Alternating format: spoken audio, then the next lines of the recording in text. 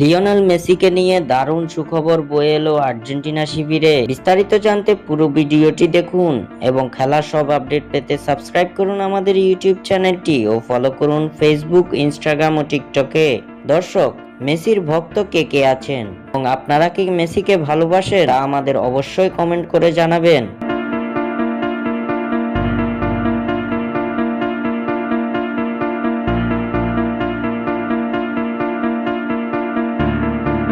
2024 Copa আমেরিকার ফাইনালে কলম্বিয়ার বিপক্ষে বাজেভাবে ইনজুরিতে পড়েছিলেন লিওনেল মেসি। কলম্বিয়ার এক খেলোয়াড়ের ট্যাকেলে পা বেঁকে যায় লিওনেল মেসি। সে সময় প্রাথমিক চিকিৎসা নিয়ে খেলা চালিয়ে গেলেও সেই ম্যাচে পুরোটা সময় মাঠে থাকতে পারেননি মেসি। কান্না ভেজা চোখ নিয়ে শিরোপার ভার সতীর্থদের উপর ছেড়ে দিয়ে মাঠ ছাড়েন লিওনেল মেসি। তবে সেদিন এমন ইনজুরিতে পড়ে সাইড বেঞ্চে বসে বেশ ভেঙে পড়তে দেখা গিয়েছিল আর্জেন্টাইন অধিনায়ককে। ক্যামেরায় ধরা পড়ে লিওনেল মেসির অঝরে কান্না। এছাড়াও সেই ইনজুরির কারণে মেসির পা ফুলে গিয়েছিল, যা খালি চোখে স্বাভাবিক ইনজুরি মনে হয়নি। মেসির এমন ভয়াবহ ইনজুরির পর ভক্তদের মনে দ্বিধাদ্বন্দ্ব কাজ করতে থাকে। আদৌ কি এই গুরুতর চোট কাটিয়ে সেরে উঠতে পারবেন মেসি, নাকি ইনজুরির এই অভিশাপ নিয়ে ছেড়ে দিতে হবে ফুটবলটাকে? কোটি ভক্তদের এমন প্রশ্ন এবং দ্বিধাদ্বন্দ্বের মাঝে এলো স্বস্তির খবর। আর্জেন্টাইন অধিনায়ককে নিয়ে বয়ে এলো বড় সুখবর। ক্লাব ইন্টার মায়ামির হয়ে দলগত অনুশীলনে ফিরেছেন রেকর্ড ব্যালন ডি'অর জয়ী এই তারকা। অনেকটা সময় একক অনুশীলনের পর গত বুধবার ইন্টার মায়ামির দলগত অনুশীলনে ফিরেছেন মেসি।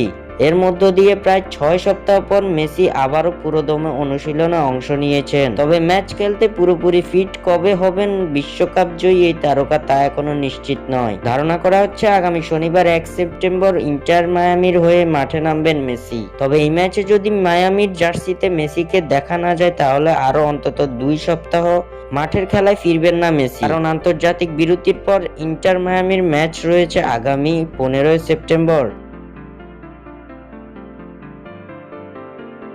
গুরুতর এই চোট কাটিয়ে অনুশীলনে ফিরেছেন মেসি, এটাই আপাতত স্বস্তির খবর আর্জেন্টিনা ও মেসি ভক্তদের জন্য। উল্লেখ্য, এই চোটের কারণে আর্জেন্টিনার আগামী মাসের বিশ্বকাপ বাছাই পর্বের দলেও জায়গা হয়নি লিওনেল মেসির। স্বাক্ষর থেকে সাদবিন ইসলাম।